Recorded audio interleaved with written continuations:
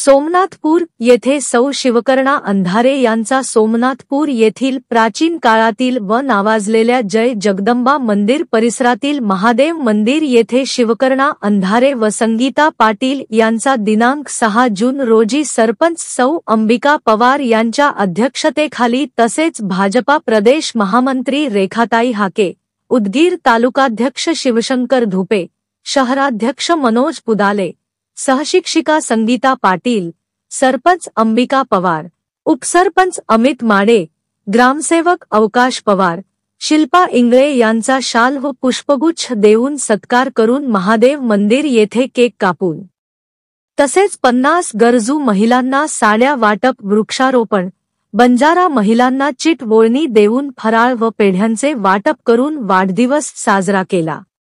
यावेळी भाजपा प्रदेश महामंत्री रेखाताई हाके, तालुकाध्यक्ष शिवशंकर धुपे, शहराध्यक्ष मनोज पुदाले, सहशिक्षिका संगीता पाटील, सरपंच अंबिका पवार, उपसरपंच अमित माडे, ग्रामसेवक अवकाश पवार, सीमा सूर्यवंशी, अर्चना गायकवाड, ज्योती सूर्यवंशी, सुशीला तेलंगे सह सोमनाथपूर येथील महिला मंडळ मोठ्या संख्येने उपस्थित होत्या। त्या प्रसंगी भाजपा प्रदेश सरचिटणीस रेखाताई हाके बोलताना म्हणाल्या की शिवकर्णा अंधारे हे राजकारणात आहे म्हणून मी आले नाही, तर अगोदर पासून माझ्या सोबत आहे।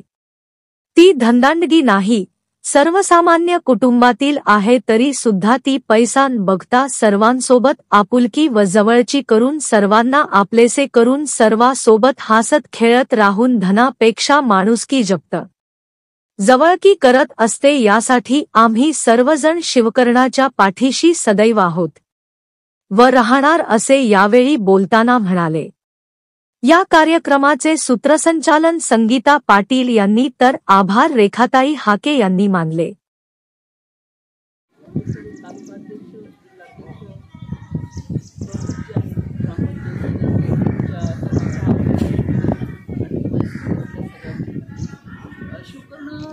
राजकारणामध्ये माझी असं काहीच नाहीये। ती पहिलेपासूनच माझ्याकडे यायची आणि आमची अगोदरच ओळख होती।